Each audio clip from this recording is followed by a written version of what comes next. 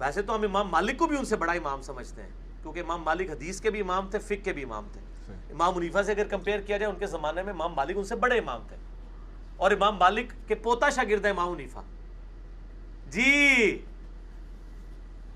امام مالک کے شاگرد ہیں امام محمد. امام محمد نے امام مالک سے الموطا امام مالک نقل کی تھی، جو الموطا امام محمد کے نام سے مشہور ہے. جب امام حنیفہ کے پاس آئے تو انہوں نے کہا مجھے بھی یہ حدیثیں لکھوانا جو تم مالک سے سیکھ کے آئے ہو. تو امام حنیفہ تو پوتا شاگرد ہے امام مالک کے، تو امام مالک کو امام اعظم کہا کرے نا. اعظم کہتے ہیں. اس سلسلے میں ایک بہت بڑا جھوٹ جو ہے وہ گڑا ہے مرزا نے اپنی طرف سے، جس کا حقیقت کے ساتھ دور دور کا کوئی تعلق نہیں. کسی دنیا کی کسی کتاب میں سند صحیح کے ساتھ وہ ایسی بات موجود نہیں جو مرزا نے جھوٹی بات کی ہے. وہ کہتے ہیں جی اگر امام اعظم کہنا ہے نا تو امام مالک کو کہو، کیونکہ امام مالک جو ہیں امام ابو حنیفہ سے فقہ میں بھی اور حدیث میں بھی بڑے امام تھے، بلکہ امام ابو حنیفہ تو امام مالک کے شاگردوں کے شاگرد ہیں. اچھا وہ کس طرح؟ وہ اس طرح کہ امام ابو حنیفہ رحمۃ اللہ علیہ کے پاس امام محمد بن حسن شیبانی آتے تھے جو کہ امام مالک کے شاگرد ہیں، حالانکہ وہ امام ابو حنیفہ کے بڑے چہتے شاگرد ہیں. کہتے ہیں جی وہ امام مالک سے احادیث سن کے آتے تھے امام محمد، اور وہ امام ابو حنیفہ کے پاس آتے تو امام ابو حنیفہ ان سے کہتے کہ جو امام مالک سے حدیثیں سنی ہیں مجھے بھی سناؤ، تو پھر ان سے وہ احادیث لکھ لیا کرتے تھے. تو اس اعتبار سے امام ابو حنیفہ امام مالک کے شاگردوں کے شاگرد بنے. لا حول ولا قوت الا باللہ. ایسا بدترین دنیا کا جھوٹ ہے کہ جس کا حقیقت سے دور دور کا کوئی تعلق نہیں ہے، اور پھر آپ خود یقین کریں گے کس طرح کا جھوٹ ہے. مثال کے طور پہ دیکھیں، اس کی میں وضاحت کرتا ہوں کہ امام محمد بن حسن شیبانی رحمۃ اللہ علیہ ان کی سن ولادت ہے 132 ہجری، 132 ہجری. امام ابو حنیفہ کی سن وفات ہے 150 ہجری. امام ابو حنیفہ رحمۃ اللہ علیہ کی وفات کے وقت ان کی عمر تھی 18 سال، اور یہ امام ابو حنیفہ کے شاگرد ہیں. 14 سال کی عمر میں امام اعظم ابو حنیفہ رحمۃ اللہ کی بارگاہ میں شرف تلمذ طے کرنے کے لیے آئے.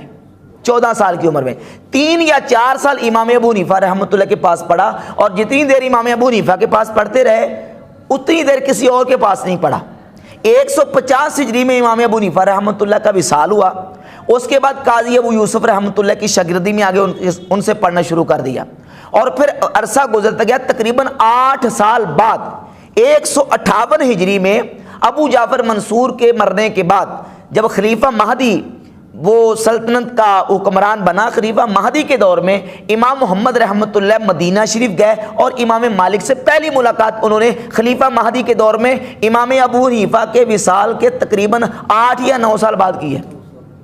یعنی امام مالک سے پہلی ملاقات ہی امام ابو حنیفہ رحمۃ اللہ کے وصال کے تقریباً 8-9 سال بعد کی ہے. تو اب یہ جو بات ہے کہ امام مالک سے حدیثیں سن کے آتے امام ابو حنیفہ کو لکھاتے، یہ بات لوجیکل سمجھ آتی ہے؟ تو یہ بدترین جھوٹ ہے جو امام اعظم ابو حنیفہ رحمۃ اللہ کے حوالے سے گڑا گیا ہے.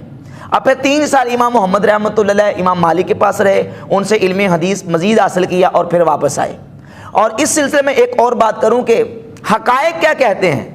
یہ جو کہتے ہیں امام ابو حنیفہ امام مالک کے شاگردوں کے شاگرد تھے، حالانکہ حقیقت یہ ہے کہ امام مالک رحمۃ اللہ علیہ خود امام ابو حنیفہ رحمۃ اللہ کی کتابوں سے استفادہ کرتے تھے. اس میں ایک حوالہ پیش کرتا ہوں، یہ امام شافعی رحمۃ اللہ کی کتاب ہے کتاب الام. کتاب الام کی جلد رابع، اور اس کا صفحہ نمبر ہے 267. امام شافعی رحمۃ اللہ علیہ فرماتے کہ میں نے عبدالعزیز بن محمد الدراوردی جو امام مالک کے شاگرد تھے ان سے پوچھا کہ کیا مدینہ میں امام مالک سے پہلے کسی نے یہ فتویٰ دیا ہے کہ ربع دینار یعنی دینار کا چوتھا حصہ جو 10 درم بنتے ہیں اور اس کی مالیت بنتی ہے، اس کا وزن 2 تولے 7.5 ماشے چاندی، کیا امام مالک سے پہلے کسی نے فتویٰ دیا ہے کہ حق مہر میں اس سے کم حق مہر مقرر نہیں کر سکتے؟ تو امام دراوردی جو امام مالک کے شاگرد ہیں وہ کہنے لگے کہ نہیں، امام مالک سے پہلے یہ کسی نے فتویٰ نہیں دیا. اچھا اگلا جملہ قابل غور کہتے ہیں قال الدراوردی اراہ اخذہ عن ابی حنیفہ تھا. امام دراوردی کہتے ہیں کہ امام مالک نے یہ جو فتویٰ دیا ہے میرا خیال یہ ہے کہ یہ فتویٰ انہوں نے امام ابو حنیفہ سے لیا ہے. امام مالک تو خود امام ابو حنیفہ سے استفادہ کر رہے ہیں، اور مرزا صاحب کہتے ہیں کہ امام ابو حنیفہ امام مالک کے شاگردوں کے شاگرد ہیں. کتنا بڑا جھوٹ ہے. اور پھر ایک اور حوالہ میں آپ کے سامنے رکھ دوں، یہ امام ابن ابی العوام ہیں. المتوفہ 335 ہجری، ان کی کتاب ہے فضائل ابی حنیفہ و اخبارہ و مناقبہ، صفحہ نمبر 235 پر، روایت کا نمبر 495۔ وہ امام دراوردی سے نقل کرتے ہیں جو امام مالک کے شاگرد ہیں، کہتے ہیں کان مالک بن انس ینظر فی کتب ابی حنیفہ تھا، امام مالک تو خود امام ابو حنیفہ کی کتابیں دیکھتے تھے، وینتفع بہا، اور ان کی کتابوں سے استفادہ کرتے تھے امام مالک رحمۃ اللہ علیہ، اور یہ کہتے ہیں کہ یہ امام ابو حنیفہ امام مالک کے شاگردوں کے شاگرد ہیں۔ تو اب اس سے کیا ثابت ہو رہا ہے؟ اس سے یہ ثابت ہو رہا ہے کہ امام مالک رحمۃ اللہ خود امام ابو حنیفہ کی کتابوں سے استفادہ کرتے تھے، فائدہ حاصل کرتے تھے۔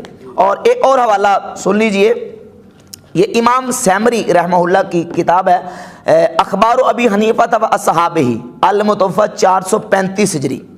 امام سیمری نے ایک روایت نقل کی ہے کہ قادہ بن زحمہ کہتے ہیں کہ ایک شخص نے امام مالک رحمۃ اللہ سے ایک مسئلہ پوچھا کہ حضور مسئلہ یہ ہے کہ ایک بندے کے پاس دو کپڑے ہیں، ایک پاک ہے اور ایک پلید ہے، اب وہ نماز کس طرح پڑھے؟ تو امام مالک رحمۃ اللہ علیہ نے فرمایا کہ وہ تحری کرے۔ تحری کا مطلب غور و فکر کرے، سوچ و بچار کرے، اور جس پر اس کا دل ٹک جائے کہ یہ پاک ہے اس کو پہن کے نماز پڑھ لے، اس کی نماز ہو جائے گی۔ ابھی وہ مسئلہ پوچھ کے بندہ جا رہا تھا تو قادہ بن زحمہ کہتے ہیں فَأَخْبَرْتُ مَالِكًا بِقَوْلِ ابی حنیفہ تھا، میں نے امام مالک کی بارگاہ میں عرض کی کہ حضور امام ابو حنیفہ یہ فتویٰ دیتے ہیں۔ کیا فتویٰ دیتے ہیں؟ اِنَّهُ يُصَلِّي فِي كُلِّ وَاحِدٍ مَرَّةً، امام ابو حنیفہ کہتے ہیں کہ جس کے پاس دو کپڑے، ایک پلید اور ایک پاک، کو پتہ نہ ہو کہ پاک کون سا اور پلید کون سا، نجس کون سا ہے، امام ابو حنیفہ کہتے ہیں کہ وہ ایک مرتبہ ایک کو پہن کے نماز پڑھ لے اور دوسری مرتبہ دوسرے کو پہن کے نماز پڑھ لے۔ تو میں نے جب امام مالک رحمۃ اللہ علیہ کو امام ابو حنیفہ کا فتویٰ سنایا تو امام مالک نے فَأَمَرَ بِرَدِّ الرَّجُلِ، کہا کہ اس شخص کو بلاؤ جس کو میں نے فتویٰ دیا ہے، وَأَفْتَاهُ بِقَوْلِ ابی حنیفہ، امام مالک نے اپنا فتویٰ چھوڑ کر امام ابو حنیفہ کے فتوے پر فتویٰ دیا کہ اسی پر عمل کرو جو امام ابو حنیفہ نے فتویٰ دیا ہے۔ صرف احناف نہیں کہتے، شافعی، مالکی، حنفی، حنبلی، تمام امام اعظم ابو حنیفہ رحمۃ اللہ کو امام اعظم کہتے ہیں۔ میں چند حوالے آپ کے سامنے پیش کر دیتا ہوں۔ یہ امام ابن الاسیر الجزری ہیں جن کی یہ مشہور زمانہ تاریخ کی بہت معتبر ترین کتاب ہے الکامل فی تاریخ، اور کامل فی تاریخ کی جلد خامس صفحہ نمبر 30 پر یہ وہ امام ہیں جن کو مرزا جیرمی نے لکھا کہ اہل سنت کے بہت بڑے امام، جہاں سیدنا فاروق اعظم کی شہادت کے والے سے اس نے بیان دیا نا مرزا انجینئر نے، تو اس میں وہ کہتا ہے کہ اہل سنت کے بہت بڑے امام، یہ ہے اہل سنت کے بہت بڑے امام ابن اسیر جزری۔ وہ امام ابو حنیفہ کا تذکرہ ان کلمات کے ساتھ کرتے ہیں۔ 150 ہجری میں جو ایان مقدسہ فوت ہوئے تو ان کا ذکر کرتے کہتے ہیں وفی حاضر سنہ مات الامام العظم ابو حنیفہ النعمان بن ثابت رحمۃ اللہ تعالی، یعنی 150 ہجری میں امام اعظم ابو حنیفہ رحمۃ اللہ کا انتقال اور وصال ہوا۔ تو کیا لکھا؟ امام اعظم۔ یہ امام ابن اسیر جزری اہل سنت کے بہت بڑے امام ہیں، المتوفہ 630 ہجری۔ یہ بہت بڑے عظیم نقاد ہیں۔ امام حافظ ذہبی، ان کی کتاب ہے تذکرۃ الحفاظ، اس کی پہلی جلد کے صفحہ نمبر 127 پر امام ذہبی 126 اور 27 پر لکھتے ہیں امام ابو حنیفہ کا تذکرہ کرتے ہوئے، ابو حنیفہ الامام الاعظم فقیہ العراق النعمان بن ثابت۔ تو حافظ ذہبی نے بھی امام ابو حنیفہ کو کیا لکھا ہے؟ امام اعظم۔ اور یہ حضور سیدنا شیخ عبد القادر جیلانی غوث پاک رحمۃ اللہ کی کتاب ہے غنیۃ الطالبین، جس کی جلد نمبر 2 صفحہ نمبر 85 پر حضور سیدنا غوث پاک سرکار رحمۃ اللہ علیہ جہاں امام ابو حنیفہ کا تذکرہ کرتے ہیں، کن کلمات کے ساتھ ان کا ذکر کرتے ہیں، حالانکہ وہ خود حنبلی تھے، امام سیدنا غوث پاک سرکار حنبلی تھے، یعنی امام احمد بن حنبل رحمۃ اللہ کے مقلد تھے۔ جب ان کا ذکر کرتے ہیں تو کہتے قال امامنا احمد بن حنبل روی عن امامنا احمد بن حنبل، لیکن جب امام ابو حنیفہ کا تذکرہ کرتے ہیں تو لکھتے ہیں ہوا مذہب الامام الاعظم ابی حنیفہ النعمان بن ثابت النعمان رحمۃ اللہ تعالی علیہ۔ امام ابو حنیفہ کا تذکرہ کرتے امام ابو حنیفہ کو امام اعظم کہتے ہیں۔ اچھا، یہ تھے ہمارے علماء اور اسلاف کے حوالہ جات، اور بے شمار حوالے موجود ہیں کہ اسلاف امت نے امام ابو حنیفہ رحمۃ اللہ کو امام اعظم کہا ہے۔